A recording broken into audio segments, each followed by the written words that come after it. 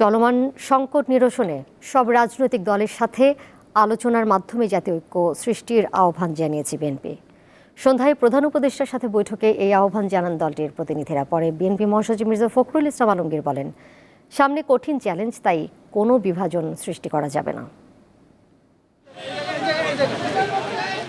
দেশের উদ্ভূত পরিস্থিতিতে বুধবার সন্ধ্যায় প্রধান উপদেষ্টার সাথে বৈঠক করতে রাষ্ট্রীয় অতিথি ভবন যমুনায় আসেন বিএনপির 5 সদস্যের প্রতিনিধি দল। নেতৃত্ব দেন দলটির মহাসচিব মির্জা ফখরুল ইসলাম আলমগীর।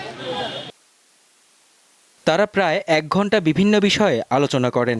দেশের বর্তমান পরিস্থিতি নিয়ে বিএনপি নেতারা তাদের অবস্থান তুলে ধরেন। আমাদের সামনে এখন অনেক বড় চ্যালেঞ্জ রয়েছে। সেই চ্যালেঞ্জগুলোকে মোকাবেলা করার জন্য বিশেষ করে যারা বাংলাদেশের স্বাধীনতা সার্বভৌমত্বের প্রতি হুমকি হয়ে দাঁড়ায় অথবা এর যে স্ট্যাবিলিটি এটাকে যারা বিনষ্ট করতে চায় তাদেরকে প্রতিহত করার জন্য প্রতিরোধ করার জন্য আমাদেরকে অবশ্যই একটা জাতীয় ঐক্য গড়ে তুলতে হবে।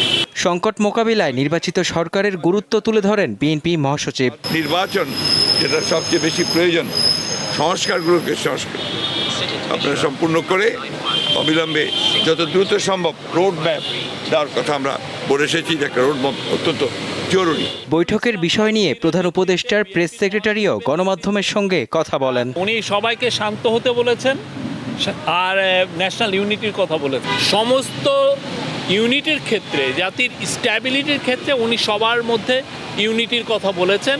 সেটা এবং স্টুডেন্ট, ছাত্র, জনতা, হিন্দু, মুসলমান, খ্রিস্টান সবার মধ্যে উনি ন্যাশনাল ইউনিটির বার্তা দিয়েছেন। তিনি জানান, চট্টগ্রামে আইনজীবী হত্যা ও সহিংসতার ঘটনায় এখন পর্যন্ত 33 জনকে আটক করা হয়েছে। এর মধ্যে 21 জনকে গ্রেপ্তার দেখিয়েছে পুলিশ। 21 জনকে অ্যারেস্ট করা হয়েছে। মেহেদী হাসান, দীপ্ত সংবাদ, ঢাকা।